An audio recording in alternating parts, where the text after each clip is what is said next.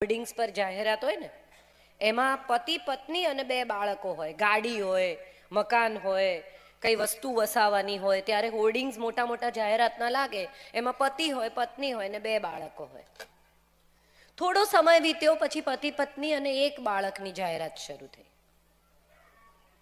અને હવે છેલ્લે હમણાં મેં એક ગાડીની જાહેર ખબર જોઈ જેમાં પતિ પત્ની અને કૂતરો છે.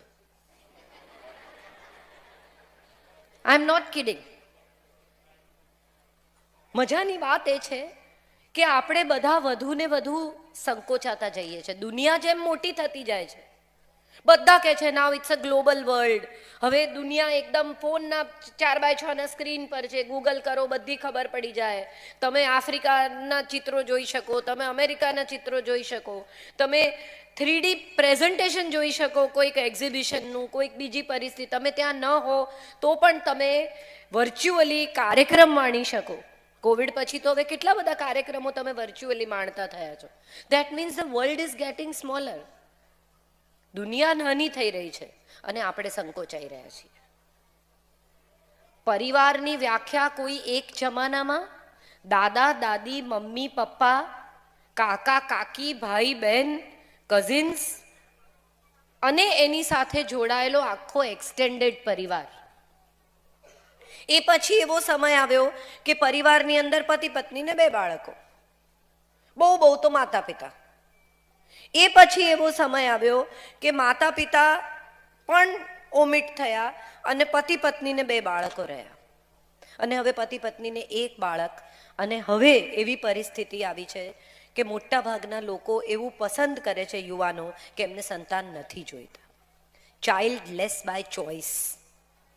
CLBC નામનું એક આખું યુવા ગ્રુપ છે, એવા લોકોની ક્લબ છે માનસિક, કે જે લોકોને બાળક જોઈતું જ નથી. ત્યારે એક સવાલ એવો મારે આટલી મોટી સંખ્યામાં જ્યારે લોકો ઉપસ્થિત છે ત્યારે પૂછવો છે કે આવું કેમ થયું? એવું શું કારણ છે કે જેને કારણે આપણને લાગે છે કે પરિવારની જરૂર નથી? Destination wedding. પહેલાં તો એવું હતું કે લગ્ન હોય પરિવારમાં તો અઠવાડિયાથી સગા આવી જાય ને રોજ ખાવાનું રંધાય ને બધા રાત્રે બેસે ને ગપ્પા મારે ને કેટલો આનંદ કરે. એની પણ પહેલા જ્યારે મને યાદ છે કે ઘરમાં દરજી બેસે અને બધાના કપડાં ઘરમાં સીવાય. એવા સમયથી શરૂ કરીને હવે ડેસ્ટિનેશન વેડિંગ છે. અમારે ગણતરીના જ લોકોને લઈ જવા છે, 100-150 અમારા જેટલા નજીકના છે એ સિવાયના લોકોને લગ્નમાં નથી લઈ જવા. એવા સંકોચાતા ગયા લગ્નો, પારિવારિક પ્રસંગો સંકોચાતા ગયા. તમે યાદ કરો, એક સમય હતો કે જ્યારે દિવાળી, હું નાની હતી ત્યારે મને યાદ છે કે સવારના મમ્મી નવડાવી દોવડાવીને ચોટલા વાળી દે, પછી આજુબાજુના ઘેર જઈ આવવાનું. કેમ? તો કે 5-5 રૂપિયા મળે, બધાને પગે લાગી આવવાનું. હવે કોઈના ઘરે નથી જતું, સગાના ઘરે પણ નથી જતા, પડોશીઓના ઘરે પણ નથી જતા, અને મોટા ભાગના લોકો તો પોતાના જ ઘરે નથી રહેતા. દિવાળીમાં ભાગી જાય છે બધા, પોતાના ઘરે પણ નથી રહેતા લોકો. તો બીજાના ઘરે જવાની તો ચર્ચા જ નથી. ત્યાં ના જોશો, મને જુઓ. વર્ચ્યુઅલ તો હું ત્યાંથી જ સંબોધન કરી દેત ને યાર, મને કેમ બોલાવી તમે? હું અહીંયા હાજર છું જાતે, આમાં કંઈ નથી. હાડમાસની વ્યક્તિ અહીંયા ઊભી છે, ત્યાં રસ લો ને હું એના કરતા સારી લાગુ છું. સો બેસિક વાત એ છે કે પરિવારનું સંવેદન આપણે બધા ધીમે ધીમે ભૂલી ગયા. કોને કહેવાય ફેમિલી? એવું કોઈ દિવસ વિચાર્યું? બાળકોને ભણાવીએ તો આપણે ફેમિલીનું ચિત્ર પુસ્તકમાં પણ હવે તો મા બાપ અને 2 બાળકો, અને એમાં પણ પિતા છાપું વાંચતા હોય ને મા રસોઈ કરતી હોય, આવું પાઠ્ય પુસ્તકમાં ચિત્ર છે, જે સદીઓથી ચાલ્યું આવ્યું છે. હવે મા રસોઈ નથી કરતી, હવે પિતા છાપું નથી વાંચતા, હવે મા ને પિતા બંને જણા સાથે કામે બહાર નીકળે છે, સંતાનો મોટા થવા લાગ્યા છે. એવા આ બદલાતા સમયમાં પરિવાર શું છે ને એનું સંવેદન શું છે, એવું મારે બહુ જ બધા પરિવાર જ્યારે અહીંયા હાજર છે ત્યારે કહેવું છે. કોણ છે આ પરિવાર? એની જરૂર શું છે? આપણે એકલો માણસ સફિશિયન્ટ નથી? લગ્ન શું કામ કરવા જોઈએ, સંતાનો કેમ હોવા જોઈએ, મા બાપ સાથે શું કામ રહેવા જોઈએ. અને બધા નવા બાળકોની દલીલ છે કે શું જરૂર છે. મારે તમને બધાને એક વાત કહેવી છે કે અહીંયા બહાર કોઈકનું પર્સ પડી જાય કે કોઈકની કંઈક વસ્તુ ખોવાઈ જાય કે કોઈકને કંઈ તકલીફ પડે કે એક્સિડન્ટ થયો હોય અને એકલો માણસ બેસીને રડતો હોય તો એને કેટલા લોકો પૂછવા જાય, ભાઈ શું થયું, right? So many of people you જે સારા હૃદયના ભલા માણસો છે જઈને પૂછે કે ભાઈ શું થયું, કે તકલીફ થઈ, કંઈ પ્રોબ્લેમ થયો, કે પર્સ પડી ગયો, એક્સિડન્ટ થયો, કે તાવ જેવું છે, માથું દુખે છે, શું થાય છે, બરાબર? અને એકલો હસતો હોય તો ડોક્ટર બોલાવવો પડે કે આ છેલ્લી 15 મિનિટથી એકલો હસે છે, ડોક્ટર બોલાવો.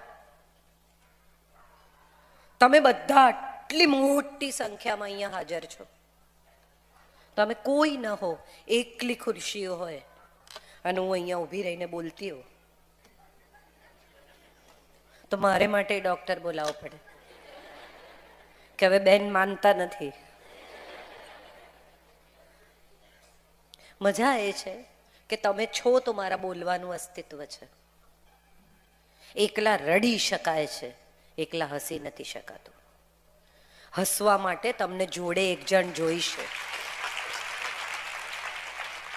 મેં નવી ગાડી લીધી હોય અને હું એકલી અમદાવાદના રસ્તા પર ગોળ ગોળ ફર્યા કરું તો એ ગાડીનો આનંદ મને નહીં મળે.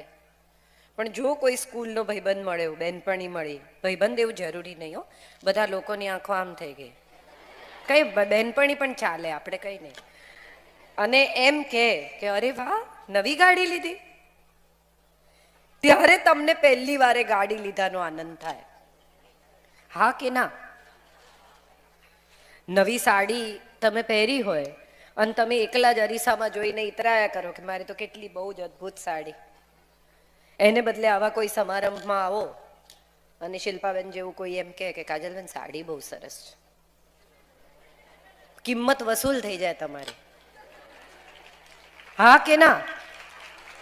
તો એનો અર્થ એમ થયો કે તમને તમારી આજુબાજુ એક દુનિયા જોઈએ છે, એક વર્લ્ડ જોઈએ છે જે તમારા વખાણ કરે, જે તમને ચાહે, જે તમને તમારા હોવાનો, તમારા અસ્તિત્વનો અહેસાસ કરાવે. મારા દીકરાને આજે જ હું સવારે સ્કૂલમાં પણ કહેતી હતી ને તમને અત્યારે ફરી કહું કે મારા દીકરાને એક દિવસ હમણાં વચ્ચે મારી સાથે બહુ આર્ગ્યુ કરતો હતો, 24 વર્ષનો છે. એને મેં કહ્યું, મેં કીધું મેં મારી જિંદગીના 10 વર્ષ તને આપ્યા, જોબ ના કરી, કશું ના કર્યું, એટલું બધું ભણેલી, તું જન્મ્યો પછી હું ઘરમાં રહી 10 વર્ષ. તો એણે મને કહ્યું તો હું શું કરું, મેં થોડું કહ્યું હતું. બરાબર, એની વાત સાચી, એણે નહોતું કહ્યું, આ તો મેં નક્કી કર્યું કે મારે મારા દીકરાને 10 વર્ષ એના બાળપણના વર્ષોમાં સમય આપવો છે. આ મારું ડિસિઝન હતું. હવે એ ઇન્વેસ્ટમેન્ટ માનીને જો હું એમાંથી ડિવિડન્ડ કાઢવાનો પ્રયત્ન કરું તો એ પ્રોબ્લેમ છે. મોટા ભાગના પરિવારોમાં વર્ષો સમય, સ્નેહ, વાલ, લાગણી, સપોર્ટ, કાળજી જે તમે કહો તે બધું ઇન્વેસ્ટમેન્ટ માનીને કરવામાં આવે અને જ્યારે સમય આવે એમાંથી વ્યાજ મેળવવાનો પ્રયત્ન કરવામાં આવે તો સંબંધો ગડબડાઈ જાય છે. તમે જે કર્યું એ તમારે કરવું હતું ને તમે આનંદથી કર્યું. હવે જો એ તમે કર્યું એના બદલામાં કશું માંગો તો એ પરિવાર નથી, એ ઇન્વેસ્ટમેન્ટ છે. તમે કશું એટલા માટે કર્યું કારણ કે તમે એવી આશા રાખી કે આવનારા વર્ષોમાં કોઈક મારી મદદ કરશે. ના, પરિવારમાં જે કોઈ જે કંઈ પણ કરે એ એની ફરજ છે, જવાબદારી છે, ઉત્તરદાયિત્વ છે, એણે કરવાનું જ હોય. આ લાગણી આજથી 20-25 વર્ષ પહેલા હતી. હવે 2 વાક્યો બહુ મહત્વના છે, મને શું અને મારે શું. હું આટલું કરું તો મને શું મળશે, હું આટલું કરું તો મારું શું થશે. અહીંથી શરૂ થઈ છે પહેલી વખત દુનિયા સંકોચાવાની. તમે વિચાર કરો, નવા લગ્ન થયા હોય આજથી 25-30 વર્ષ પહેલા, એ એજ ગ્રુપના લોકો પણ છે એટલે કહું છું કે 25-30 વર્ષ પહેલા, 40 વર્ષ પહેલા જે લોકોના લગ્ન થયા હશે એ બધાને ખબર છે કે પત્ની જોઈન્ટ ફેમિલીમાં રહેતા હોય, સવારે રૂમમાં ઝઘડો થયો હોય બે જણનો, પછી તો બંને જણા નાહી ધોઈને, પત્ની તો રસોડાના કામે બહાર નીકળી જાય, પતિ કામે નીકળી જાય, સાંજે પાછો આવે ત્યાં સુધી ઝઘડો યાદે ના હોય. હા કે ના? બંને જણા ભૂલી ગયા હોય કે શું થયું હતું. હવે અત્યારે પરિસ્થિતિ એવી છે કે બે જ જણા ઘરમાં છે અને સેલફોન પણ છે. એટલે ઘરમાંથી તો ઝઘડીને નીકળ્યા, પછી પોતપોતાની ઓફિસમાં જઈને સેલફોન પર પણ આર્ગ્યુમેન્ટ ચાલુ રહે. અને એમાં જો કોઈ કારણસર કાપી નાખ્યો તો ફરી જોડી અને એમ કે મારો ફોન મૂકી દીધો, લે હું મૂકીશ, તારે નહીં મૂકવાનો. You can't do that. Phone મૂકવાનો હોય તો હું મૂકીશ, ડિસ્કનેક્ટ કરવાનો હોય તો મારો વારો, તારો નહીં. આ ઈગો પ્રોબ્લેમ પહેલા પરિવારનો હિસ્સો નહોતો. અહંકાર, ગુરુર, ઈગો આવું કંઈ હતું જ નહીં. દાદાજી જે રૂમમાં બેઠા હોય એ રૂમમાં મને યાદ છે કે પસાર થતાં પહેલાં પણ એકવાર જરા વિચારી લેવું પડે કે હમણાં બોલાવી લેશે કે આ લે પોસ્ટકાર્ડ નાખી આવ, અને કંઈ કર્યા વગર ચૂપચાપ પોસ્ટકાર્ડ નાખવા જવું પડશે કામકાજ છોડીને. અથવા જા તો પાણી ભરી આવતો, એટલે એક ગ્લાસ પાણી લઈ આવવું પડે, તમને ગમે એટલું મોડું થતું હોય. દાદાજી મોડું થાય છે એવું ન કહેવાય.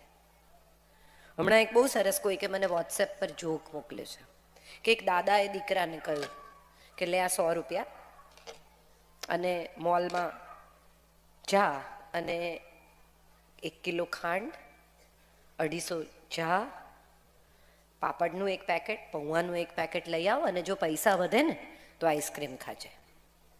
એટલે છોકરાએ નોટ જોઈ, દાદાજીની સામે જોયું અને કહ્યું કે આટલામાં આટલું ના આવે. એટલે દાદાજીએ એને કહ્યું કે અરે અમે તો આનાથી અડધા પૈસામાં આનાથી વધારે વસ્તુઓ લાવતા હતા અને પૈસા બચે એમાંથી આઈસ્ક્રીમ પણ ખાતા હતા. એટલે છોકરાએ કહ્યું કે પણ ત્યારે સીસીટીવી નહોતા ને.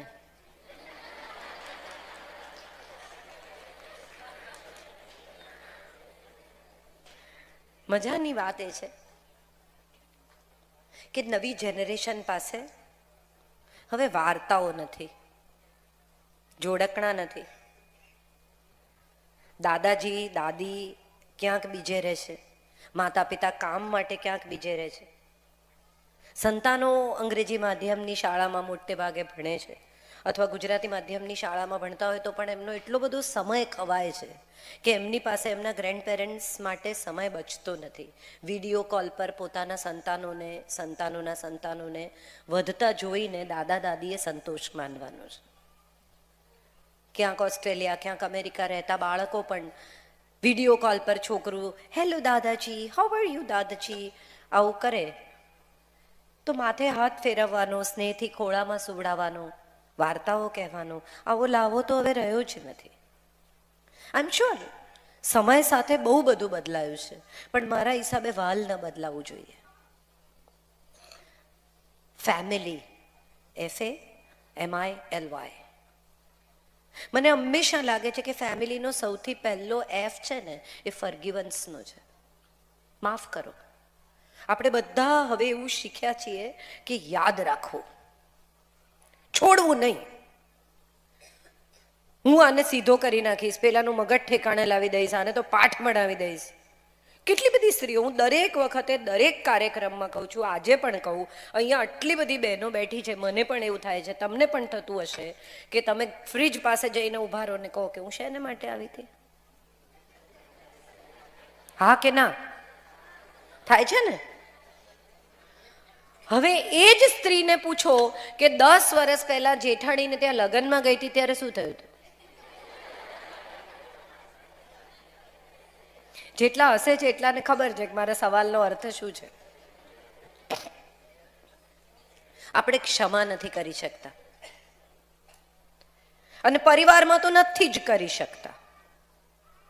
પડોશીની સાથે કેટલા સારા થઈએ, કઈ વાંધો નહીં, ભલે પડ્યું પછી લઈ લેજો ને, વાંધો નહીં. અને કહેવાનું એવું કે રોજ સાથે રહેવાનું, ક્યાં ઝઘડો કરવાનો.